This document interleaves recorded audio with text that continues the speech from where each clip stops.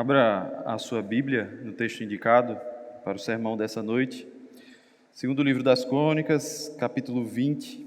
Segundo livro das Crônicas, o capítulo 20, inteiro, os 37 versículos. Eu farei a leitura do capítulo e peço que os irmãos acompanhem atentamente a leitura da palavra do nosso Deus. Depois disso, os filhos de Moabe e os filhos de Amon, com alguns dos meunitas, vieram à peleja contra Josafá. Então vieram alguns que avisaram a Josafá, dizendo: grande multidão vem contra ti, da além do mar e da Síria. Eis que já estão em Hazazon-Tamar, que é em Gede. Então Josafá teve medo e se pôs a buscar ao Senhor e apregoou jejum em todo Judá. E Judá se congregou para pedir socorro ao Senhor. Também de todas as cidades de Judá veio gente para buscar ao Senhor. Pôs-se Josafá em pé na congregação de Judá e de Jerusalém, na casa do Senhor, diante do pátio novo, e disse: Ah, Senhor, Deus dos nossos pais, porventura não és tu Deus nos céus? Não és tu que dominas sobre todos os reinos dos povos? Na tua mão está a força e o poder, e não há quem te possa resistir.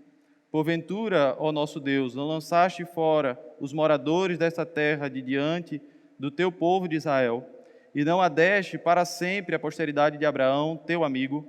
Habitaram nela, e nela edificaram um santuário ao teu nome, dizendo: se algum mal nos sobrevier, espada por castigo, peste ou fome, nós nos apresentaremos diante desta casa, e diante de ti, pois o teu nome está nessa casa. E clamaremos a ti na nossa angústia, e tu nos ouvirás e livrarás. Agora, pois, eis que os filhos de Amon e de Moabe, e os do monte Seir, cujas terras não permitistes a Israel invadir, quando vinham da terra do Egito, mas deles se desviaram e não os destruíram.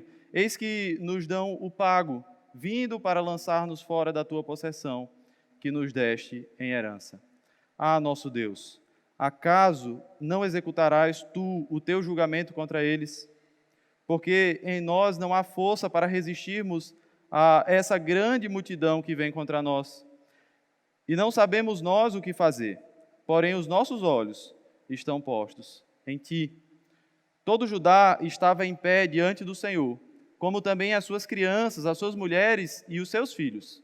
Então veio o Espírito do Senhor, no meio da congregação, sobre Jaziel, filho de Zacarias, filho de Benaia, filho de Jeiel, filho de Matanias, levita dos filhos de Asaf, e disse: dai ouvidos, todo o Judá, e vós, moradores de Jerusalém, e tu, ó rei Josafá, ao que vos diz o Senhor: não temais, nem vos assusteis por causa dessa grande multidão, pois a peleja não é vossa, mas de Deus.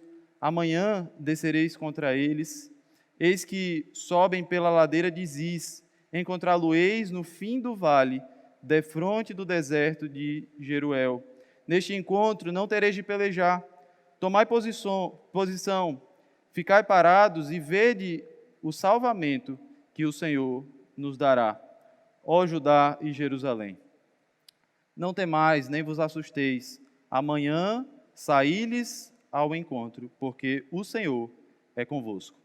Então Josafá se prostrou com o rosto em terra, e todo Judá e os moradores de Jerusalém também se prostraram perante o Senhor e o adoraram. Dispuseram-se os levitas, os filhos dos coatitas e dos coreitas, para louvarem o Senhor, Deus de Israel, em voz alta, sobremaneira. Pela manhã cedo se levantaram e saíram ao deserto de Tecoa. Ao saírem, eles, pôs-se Josafá em pé e disse: ouvi-me, ó Judá, e vós, moradores de Jerusalém, crede no Senhor vosso Deus, e estáis seguros, crede nos seus profetas, e prosperareis.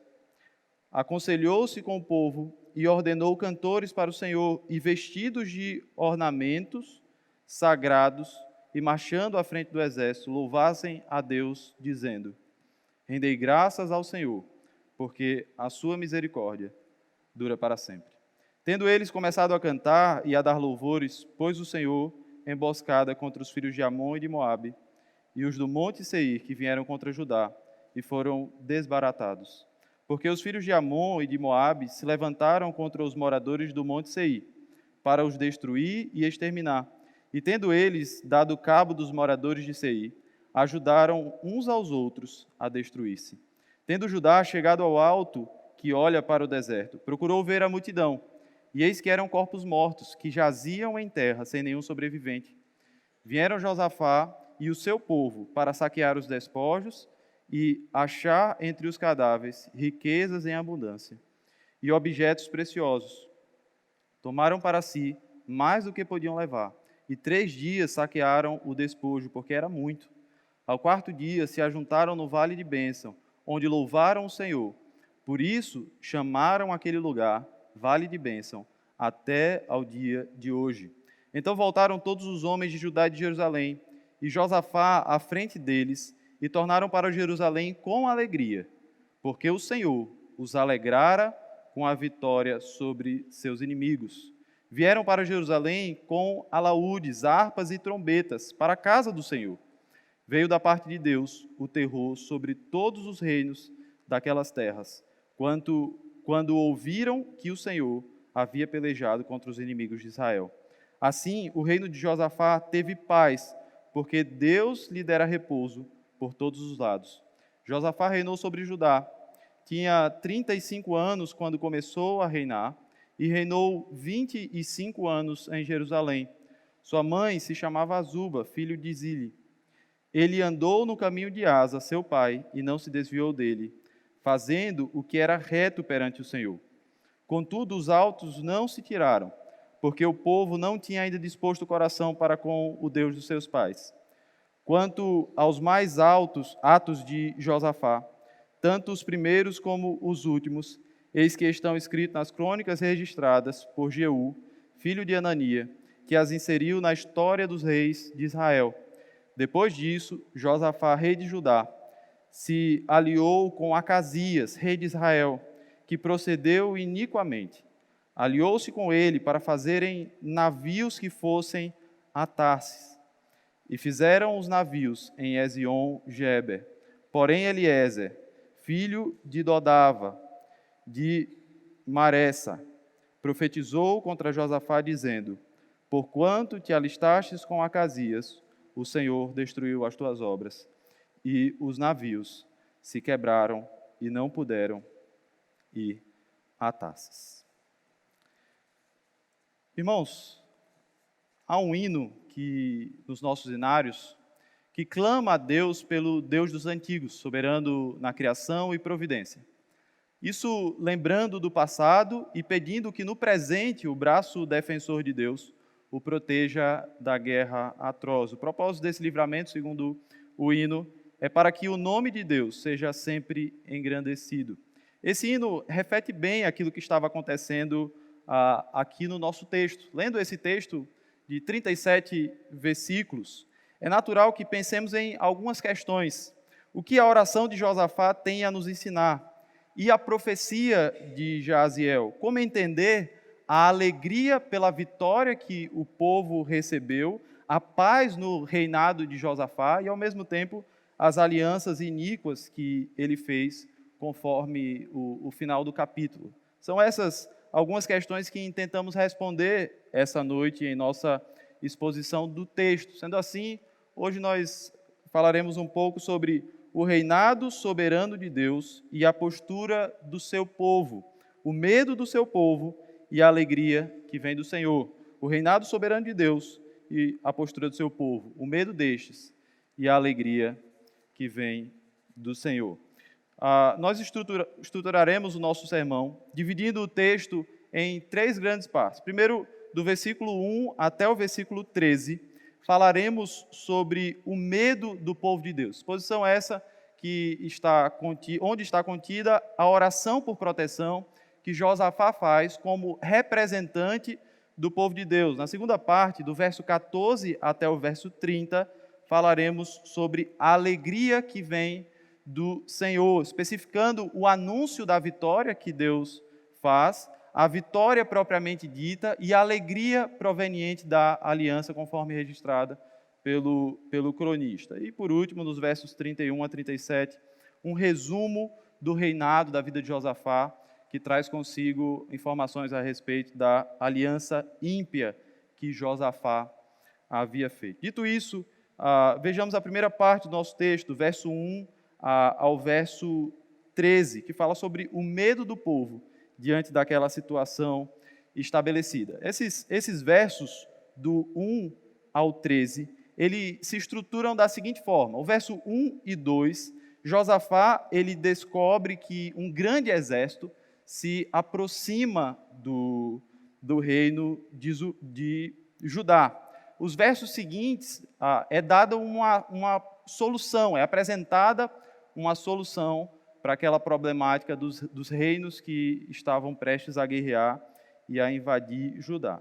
Essa solução é o rei decretar um jejum público, onde toda a nação de Israel se comprometeria naquele jejum, e a oração pública que o rei Josafá faz lá no templo, no pátio novo da casa do Senhor.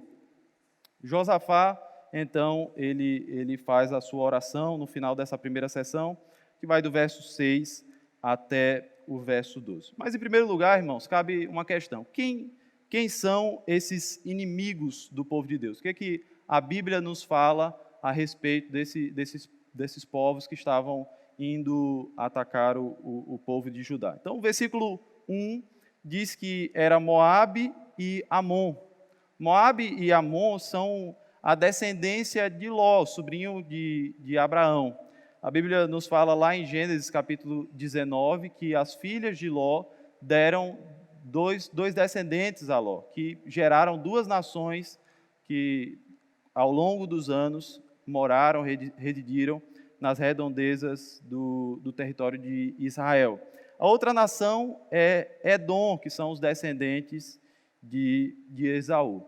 Isso é a descrição daqueles povos que estavam para atacar. Então, todos são povos que a Bíblia narra qual é a sua origem e são de certa familiaridade com o povo de Deus. É tanto que, na oração de Josafá, ele menciona que quando o povo estava para adentrar na terra prometida, o Senhor pede para que eles não ataquem, não destruam aqueles povos, e ele usa isso na sua oração, dizendo: Senhor, nós não destruímos aqueles povos, e agora eles estão vindo contra nós para nos destruir. No versículo 3 e 4, o rei Josafá ele tem uma postura correta, irmãos. Ele convoca toda a nação para clamarem a Deus em oração e em jejum. Era uma convocação nacional, incluindo até mesmo crianças. Veja o que diz o versículo 13, olha atentamente. Está escrito: todo Judá estava em pé diante do Senhor, como também as suas crianças, as suas mulheres e os seus filhos. No verso 13, é interessante, nós temos duas expressões para filhos. A primeira, bem mais conhecida, indica apenas filhos, mas a segunda expressão, ela é por vezes traduzida por bebê, o que indica que ali havia não crianças maduras, como os nossos adolescentes, mas crianças pequenas mesmo, que precisavam ser levadas pelos seus pais. Essa palavra, ela vem de uma expressão que indica aquilo que nós chamamos de engatinhar ou andar com dificuldades. Até mesmo porque, se toda Judá estava ali, como narra o texto, com quem estariam os bebês? Com quem estariam as crianças pequenas, os filhos pequenos do reino de Judá?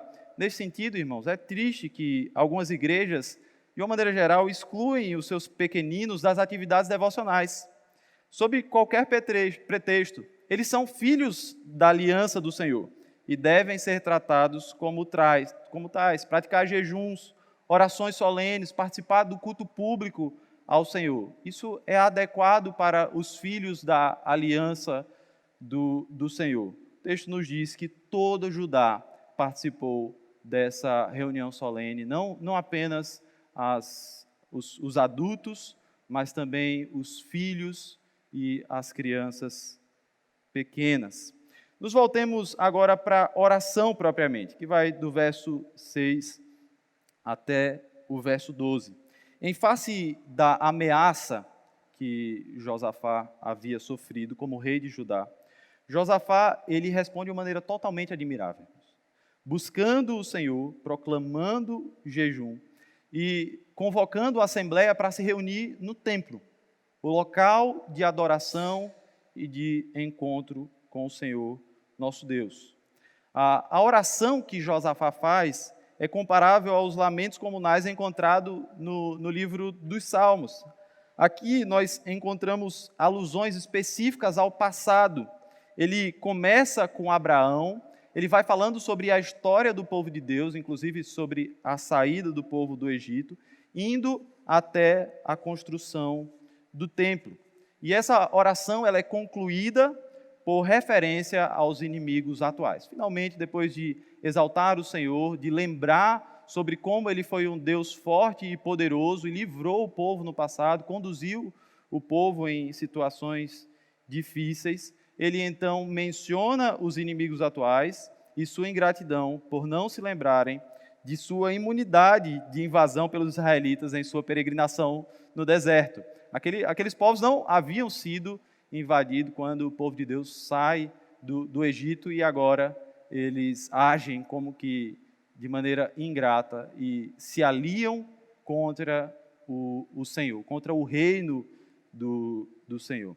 Irmãos, analisando essa oração, nós vemos que Josafá ele reconhece algumas coisas, alguns atributos e características do Senhor, nosso Deus.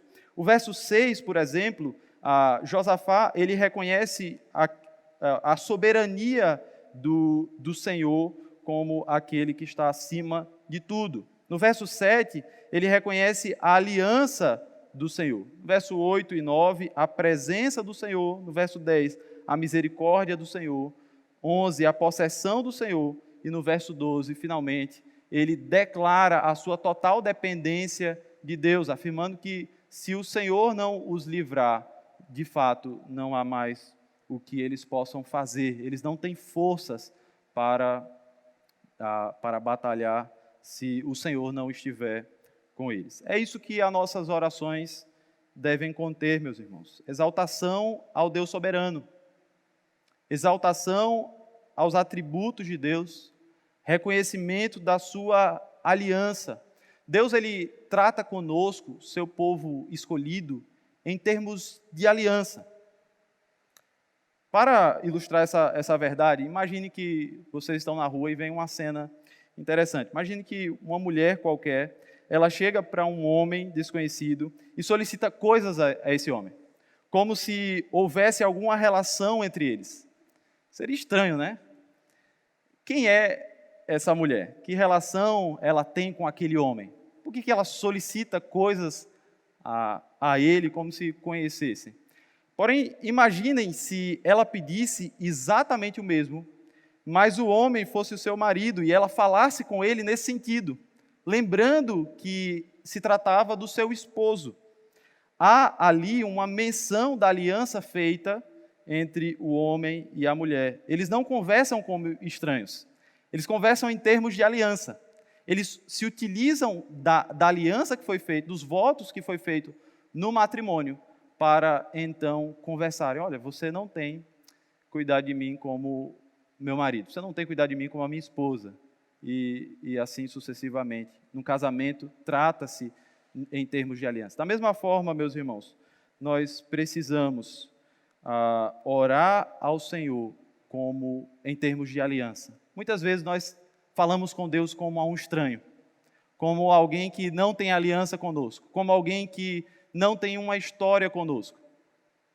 Nos referimos a nós mesmos em nossas orações, sem lembrar da história do Senhor Deus conosco, sem lembrar que Deus ele nos guiou ao longo da história, que Ele nos conduziu como povo do Senhor no Egito mesmo, no período do Novo Testamento, com Jesus Cristo, com seus santos apóstolos, ao longo da história da igreja, Ele conduziu a sua amada igreja, e hoje nós somos esse povo da aliança do Senhor. A oração de Josafá, ela serve como um modelo de oração para nós. Nós precisamos orar clamando pela aliança do Senhor, em especial lembrando da nova aliança estabelecida pelo sangue de Jesus. Orar pelo nome do nosso Senhor e Salvador Jesus Cristo tem implicitamente a ideia de que nós clamamos a Deus por causa da aliança estabelecida por meio de Jesus Cristo. Ele é o nosso mediador. Ele é aquele que intercede por nós, é o Paracletos, é o intercessor, é o nosso advogado, aquele que está junto do Pai e, como mediador da aliança, intercede pelas nossas fraquezas. Irmãos, uma outra coisa importante para as nossas vidas, e que salta do texto, é o que está registrado no versículo 3. Veja comigo, leamos mais uma vez o verso 3. Então Josafá teve medo e se pôs a buscar o Senhor. Quantas vezes nós só buscamos a Deus na angústia e no medo, e durante os momentos de bonança nos esquecemos de Deus? Josafá, ele teve medo, e o seu medo lhe levou para mais perto do Senhor. A situação difícil, a situação de aflição, de temor, e leva para junto de Deus, para uma comunhão mais íntima com o Senhor, por meio da oração e do jejum. Tiago nos ensina a viver alegres por causa das provações. A epístola de Tiago diz: tende por motivo de toda alegria o passardes por várias provações, sabendo que a aprovação da vossa fé, uma vez confirmada, produz perseverança. De fato, irmãos, Deus muitas vezes se utiliza de situações difíceis para que nos lembremos do Senhor, para que nos lembremos da sua poderosa mão, e que Ele pode nos livrar, e que Ele pode nos conduzir em momentos de aflição, de aflições, em momentos de dificuldades. Irmãos, uma vez falado sobre o medo do povo de Deus e a iniciativa de Josafá de orar ao Senhor, vejamos agora a alegria que vem do Senhor, o reinado soberano de Deus e a postura do seu povo, aquilo que está aí entre os versos 14 e o verso 30. A parte do nosso texto é onde a cena muda, irmãos. Aqui a postura do povo é alterada, do medo para a alegria, da angústia ao alívio, da situação de aflição aos louvores que são entoados ao Senhor. Essa parte, ela pode ser dividida em três partes. Primeiro, existe um anúncio da vitória por meio do profeta. Depois, a vitória propriamente dito. E o cronista faz um registro da alegria proveniente da aliança do Senhor nosso Deus. Aquele rei que era medroso, a situação que fazia com que o povo tivesse temor por causa dos inimigos, ele agora se torna um rei protegido. O Senhor ouve a oração de Josafá e prepara o seu povo para a vitória. Existe o registro da profecia, o Espírito do Senhor desce sobre um levita chamado Jaziel, e ele profetiza que o Senhor dará grande vitória a Judá. Irmãos, nesse sentido, a profecia, o anúncio da vitória, ele é fundamental aqui no nosso texto.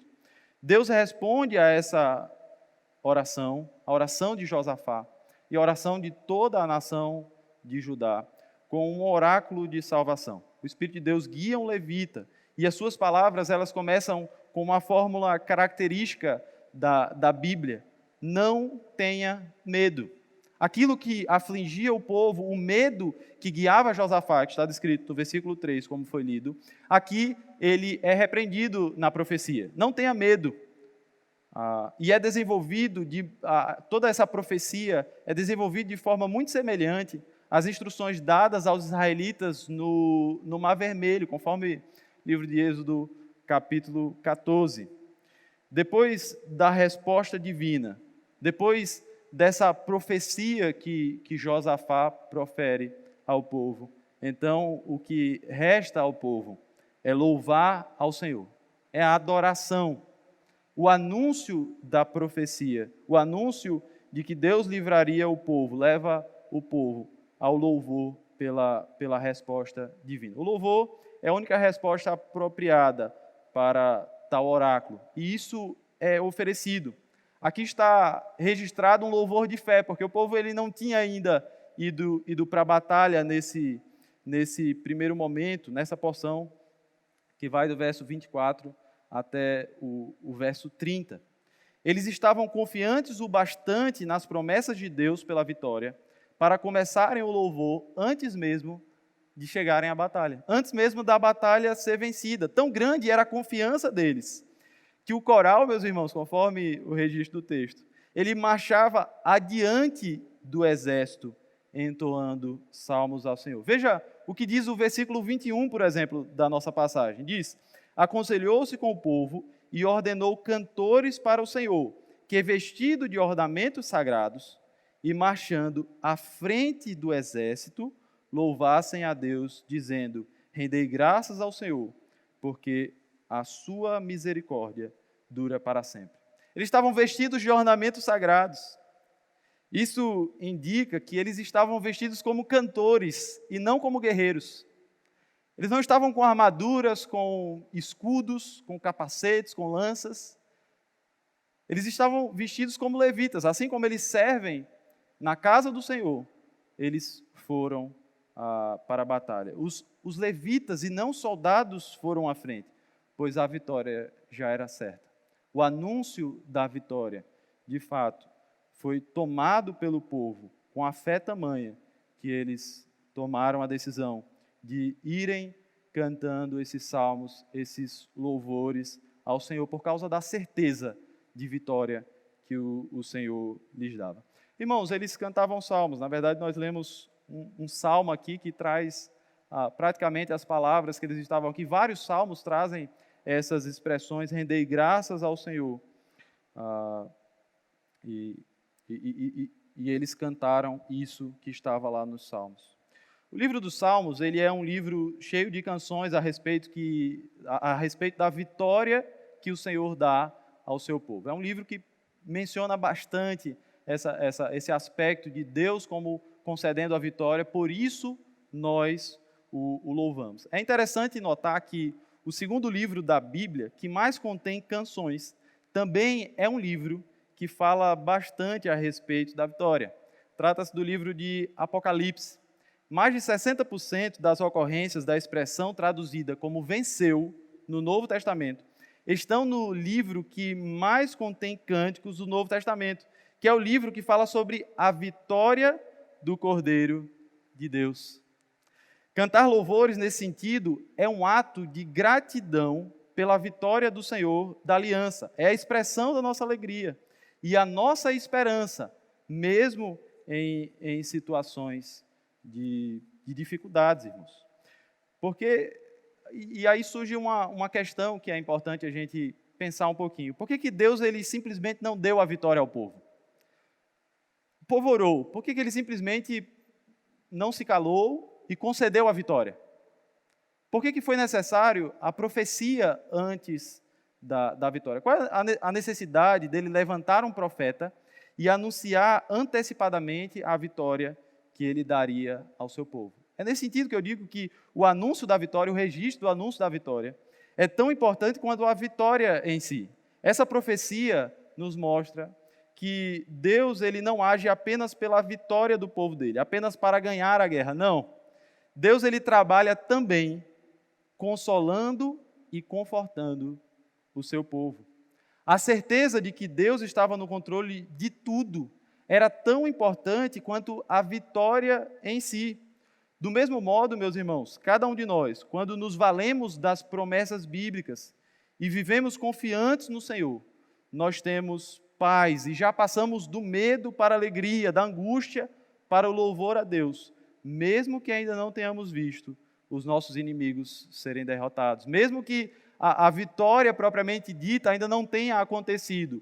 Quando Deus ele se revela a nós e por meio de promessas e por meio de garantias de que a vitória é certa, nós descansamos em Deus. Nesse sentido, meus irmãos, dar ouvido e crer nas palavras de Deus, nas suas profecias, é tão importante quanto receber o fruto dessas promessas. dessas profecias. Descansar no Senhor, estar em paz, confiante de que Deus, Ele vai adiante do seu povo, de que Ele cumpre os termos da sua aliança, Ele é fiel conosco. É tão importante quanto a vitória propriamente dita. Nesse sentido, o versículo 20 nos traz mais uma informação sobre essa confiança. Ele diz assim, pela manhã cedo, se levantaram e saíram ao deserto de Tecoa. Ao saírem eles, pôs-se Josafá em pé e disse, ouvi-me, ó Judá, e vós, moradores de Jerusalém, crede no Senhor vosso Deus e estareis seguros. Crede nos seus profetas e prosperareis. Esse verso, ele iguala o resultado da fé em Deus e o resultado da fé nos profetas dele. Isso nos lembra, meus irmãos, do quão importante é descansarmos nas verdades das Sagradas Escrituras. Na certeza de que aquilo que os profetas disseram, aquilo que as Escrituras falam a respeito de nós, a respeito do futuro, a respeito da segurança da nossa salvação, eles disseram como instrumentos do próprio Deus. De maneira que a carta aos Hebreus nos diz que Deus falou pelos profetas. Hebreus capítulo 1, versículo 1 diz que é Deus quem fala. Os profetas, eles são o meio pelo qual Deus fala. Crede no Senhor vosso Deus e estareis seguro. Crede nos seus profetas e prosperareis. Nós podemos confiar e descansar nas promessas da aliança do Senhor nosso Deus. Mas os versículos 20 e 23 narram aí para nós a vitória propriamente. Eles narram como se deu aquela maravilhosa vitória sobre o inimigo. É interessante que depois de tudo isso, depois dessa profecia, depois dessa confiança, depois da certeza de colocar os cantores na frente dos soldados, de colocá-los com ornamentos de adoração. Depois disso, a batalha em si é uma mera formalidade. A vitória ela já estava garantida. Os inimigos, eles estão totalmente confusos e todos ajudaram a destruir-se uns aos outros, de modo que ninguém escapou. Tudo o que resta para o povo de Judá é ir lá, reunir a grande quantidade de espólios, de maneira que passaram 3 dias reunindo aqueles espólios. E dessa vez, num local chamado apropriadamente de Vale da Bênção do Senhor. A procissão triunfal, aquele grupo que foi ali conduzindo louvores, agora retorna a Jerusalém. E a situação descrita no início do reinado de Josafá, ela é restaurada à medida que se aproxima o fim, um reinado que confia no Senhor e que descansa no seu poder. Os versos 24 a 30 nos falam um pouco sobre a alegria dessa vitória, a alegria de todos esses acontecimentos, do anúncio da vitória, da batalha em si e dos despojos que foram trazidos, porque o Senhor, com mão poderosa, lhes abençoou. Os versos 25 até o 28 nos dizem que eles retornaram da mesma forma que eles haviam ido. Versículo 21 e 22 falam que eles foram marchando e louvando ao Senhor. Os versos 25 até o 28 nos falam que eles usaram harpas, trombetas e voltaram para Jerusalém, para o local de onde saíram antes de receberem a profecia do Senhor. A casa do Senhor, o templo do Senhor nosso Deus. Irmãos, eles passaram do medo à alegria, da insegurança à segurança, da certa derrota porque confiados em seu poder, à vitória certa porque confiavam no poder do Senhor, nosso Deus. Em João capítulo 20, Jesus ele aparece a primeira vez aos seus discípulos após a ressurreição. E é interessante como é que o evangelista João ele registra esse aparecimento de Jesus aos seus discípulos. A palavra de Deus diz assim, ouça atentamente. Ao cair da tarde daquele dia, o primeiro dia da semana, trancadas as portas da casa onde estavam os discípulos, com medo dos judeus, veio Jesus, pôs-se no meio e disse-lhes, paz seja convosco. E dizendo isso, lhe mostrou as mãos e os lados. Alegraram-se os discípulos ao verem o Senhor. Irmãos, certamente esses discípulos, assim como o povo de Deus aqui no segundo livro das Crônicas, eles tinham motivos para terem medo. Os discípulos, lá em João capítulo 20, estavam com medo dos judeus. O Senhor havia morrido e já se passaram 3 dias e eles não haviam visto ele ainda que já tivessem notícias de que ele havia ressuscitado. Mas Deus lhes deu razão suficiente para se alegrarem e para que todo medo que atormentava o seu coração fosse dissipado por meio da palavra do Senhor.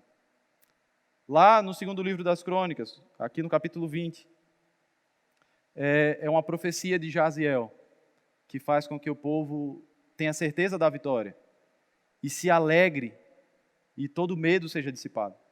No capítulo 20 de João, é o próprio Jesus que aparece aos seus discípulos e declara: paz seja convosco. No verso 27 do nosso texto, ele nos diz que o povo tornou para Jerusalém com alegria, porque o Senhor os alegrara com a vitória sobre os seus inimigos. A expressão aqui no verso 27, Senhor, em caixa alta, se refere ao Senhor da aliança, ao Deus Yahvé, o grande eu sou, é o que é aqui mencionado. O mesmo Deus que Josafá clama lá no versículo 6. Versículo 6, as primeiras palavras que ele diz é: Ah, Senhor, Deus de nossos pais. Ele faz menção ao Deus da aliança, e esse Deus da aliança é o Deus que lhes alegra o coração, que dissipa o medo, que lhe dá a vitória e que traz a alegria ao coração. Mas, meus irmãos, não houve apenas alegria e paz para o povo da aliança do Senhor, mas para os ímpios, para as nações que não eram da aliança do Senhor, restou o terror do Senhor, restou o medo do Senhor. Veja o que diz o verso de número 29, verso de número 29. Veio da parte de Deus o terror sobre todos os reinos daquelas terras, quando ouviram que o Senhor havia pelejado contra os inimigos de Israel. Volte algumas páginas e vá para o capítulo 17 de Crônicas, uma página talvez só. Capítulo 17 do segundo livro de Crônicas, o verso é o de número 10. O texto diz assim, no verso 10 do capítulo 17 do segundo livro de Crônicas: Veio o terror do Senhor sobre todos os reinos da terra que estavam ao redor de Judá, de maneira que não fizeram guerra contra Josafá. Aquele terror, ele é aqui repetido. E é interessante, irmãos, que esse terror ele é um reflexo da aliança do Senhor lá no Monte Sinai. Deus ele havia prometido esse terror às nações que tentassem lutar e batalhar contra o povo de Deus. No capítulo 19 e 20 do livro do Êxodo, Deus ele faz aliança com seu povo, e como vocês sabem, no capítulo 20, dá os 10 mandamentos, e então ele passa a discriminar os termos da aliança mosaica que Deus faz com o seu povo. Até que no capítulo 23, o Senhor Deus ele traz a seguinte promessa, capítulo 23, verso 27. Enviarei o meu terror diante de ti, confundindo a todo o povo onde entrares. Farei que todos os teus inimigos te voltem às costas. Essa promessa de trazer o terror do Senhor às nações inimigas, aquele povo que militava contra o povo da aliança do Senhor, é cumprida fielmente por Deus. Em Números capítulo 22, verso 3, é declarado que Moabe teve grande medo do povo e andava angustiado por causa dos filhos de Israel. No livro de Josué, capítulo 2, verso 9, é dito que o pavor e o medo, inclusive isso é o próprio povo inimigo que fala, o pavor que infundis caiu sobre nós, e todos os moradores da terra estão desmaiados. No verso 11 é dito: desmaiou-nos o coração, e em ninguém mais há ânimo algum, por causa da vossa presença, porque o Senhor vosso Deus é Deus em cima nos céus e embaixo na terra. O mesmo também acontece lá em Josué capítulo 9, e todas as batalhas que o Senhor luta por meio de Josué e dos seus exércitos. Isso acontece, as nações elas tremem diante do povo de Israel, porque ali tratava-se do povo da aliança do Senhor Todo-Poderoso. O Senhor que nos protege e que nos guia de todo mal. Irmãos, a última parte do nosso texto é o que está aí entre os versos 31 a 37. Aqui trata-se de uma suma de todo o reinado de Josafá. Desde o início, é um resumo, como que concluindo a história de Josafá e indo para a história do seu sucessor.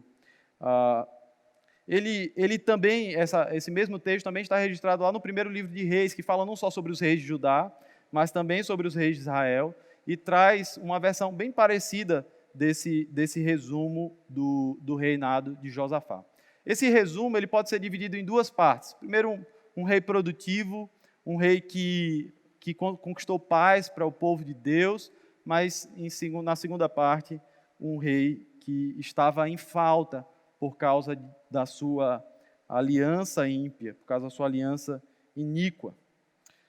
Josafá, meus irmãos, ele seguiu fielmente os passos do seu pai, o rei Asa, fazendo aquilo que agradava ao Senhor. Sua única falta importante mencionada no texto, além das alianças iníquas, foi o mesmo que o seu pai. Ou seja, ele não fechou os altos, porque o texto diz, o povo não havia voltado o coração ao Senhor Deus. Mas, além disso, nem tudo estava totalmente bem. Apesar de tudo que Deus havia feito por ele se juntou numa aliança estrangeira, numa aliança que Deus havia condenado e que, previsivelmente, terminou em desastre. O profeta Eliezer, então, quando ele se junta nessa aliança, profetiza contra ele. E em certo sentido, Eliezer ele é a pessoa certa para encerrar essa história, porque o seu nome significa Deus é socorro. O seu próprio nome mostrava, ele adverte Josafá contra a confiança em qualquer outra fonte de socorro, em qualquer outra fonte de ajuda. Deus deveria ser o seu socorro. Ele deveria confiar que prosperaria através da sua aliança com Deus e não por meio da sua aliança com outras nações e com outros povos. Deus era a sua fonte de ajuda e de socorro. A falha de Josafá foram as alianças ímpias, que já tinham sido censuradas pelo profeta Jeú, conforme o capítulo 19, capítulo anterior ao da nossa exposição hoje. Josafá, ele tentou provavelmente, através dessa aliança iníqua, imitar a frota de navios de Salomão, ter tantos navios que conseguiria fazer grandes viagens e prosperar por meio do comércio. E para isso, ele se vale de uma aliança com reis de Israel. Deus ele vai lá e quebra os navios, por causa da aliança ímpia. O que mostra uma santa disciplina do Senhor para com o seu servo. Em tempos de paz, em tempos onde não havia guerra, ele esqueceu da aliança do Senhor, ele esqueceu que a prosperidade ela vinha exclusivamente do Senhor Deus. E ele decide, por meio de uma aliança ímpia, prosperar e obter resultados que Deus havia dito. Esses meios não são lícitos para isso. Irmãos, restam algumas aplicações para as nossas vidas nesse sentido do texto que está diante de nós. O medo, ele muitas vezes nos leva à oração. Quando a gente está preocupado, quando nós estamos angustiados, aflitos, a tendência natural é buscarmos mais a Deus. Não busque a Deus apenas em tempos de tribulação. Viva em comunhão com o Senhor em todo o tempo. Lembre-se da aliança que o Senhor tem com você, com a sua família, com a sua igreja. Um dos erros de Josafá foi que, em tempos de dificuldade, ele clamou ao Senhor, mas em tempos de bonança e com fins de alcançar prosperidade financeira, Ele faz alianças iníquas para prosperar por meio do comércio e outras finalidades. Porém, meus irmãos, em tempos de dificuldade, lembre-se que é o Senhor que é o nosso socorro, como dizia o nome do profeta Eliezer. Alegremos-nos pelas provações, pelas dificuldades. É sempre um desafio você imaginar como que a provação ela vai nos trazer alegria. Mas tenhamos certeza e confiemos nas promessas do Senhor, nas profecias de Deus, de que as provações, uma vez confirmadas, elas produzem perseverança e nos levam para mais perto de Deus. Lembre-se, meus irmãos, também, em segundo lugar, que Deus ele não trabalha apenas nas lutas em si. Ele não fez isso com Josafá. Ele não foi lá, venceu a batalha e deixou o povo aflito no que se referia ao seu consolo e ao seu conforto. Lembre-se que Deus ele nos consola, Ele nos conforta, e Ele faz isso através da sua santa palavra. Descansemos nas promessas de Deus para nós. Descansemos na certeza de que Deus é o nosso socorro e que não serão outras alianças que irão nos proteger. E que não haverá outra fonte de socorro e de alento para os nossos corações. A palavra de Deus, ela nos firma e faz com que o medo se dissipe dos nossos corações. Quando nós lemos palavras de esperança, palavras de certeza de que Deus nos guia e nos consola. Nunca perca a certeza de que Deus ele está no controle de tudo, porque com essa certeza nós teremos a paz que excede todo o entendimento, passando do medo para a alegria, da angústia para o louvor a Deus, para os salmos, mesmo que ainda não tenhamos visto os nossos inimigos serem derrotados. Nunca se esqueça também, meus irmãos, que a alegria, ela precisa nos levar a ações de graças. A situações de bonança e de facilidade, momentos da nossa vida em que coisas difíceis não estão acontecendo, em que nações iníquas não estão se levantando contra nós, não devem ser razão para nós nos afastarmos do Senhor. Precisamos continuar firmemente, nos valendo dos meios de graça que o Senhor concedeu a nós. Lendo a sua palavra, buscá-lo em oração, fazer jejuns santos, buscando ter mais intimidade com o Senhor nosso Deus. Nunca faça alianças ímpias. O julgo desigual aqui é uma dos pecados mais condenados no Antigo Testamento. Que aliança pode haver entre um crente e um descrente? É o que a palavra de Deus nos adverte. Em tempos de paz, precisam ser tempos de louvor e de adoração. Porém, se você fizer alianças ímpias, se você andar com incrédulos e com ele firmar laços, que a disciplina do Senhor venha sobre você e que todos os navios que você projetou, eles sejam destruídos e que a palavra do Senhor da aliança lhe reencaminhe pelo bom caminho. Que você seja tratado como um filho do Senhor e que você lembre das palavras da aliança do Senhor e das palavras da profecia do Senhor, que nos adverte contra andar em iniquidade. Que Deus nos abençoe.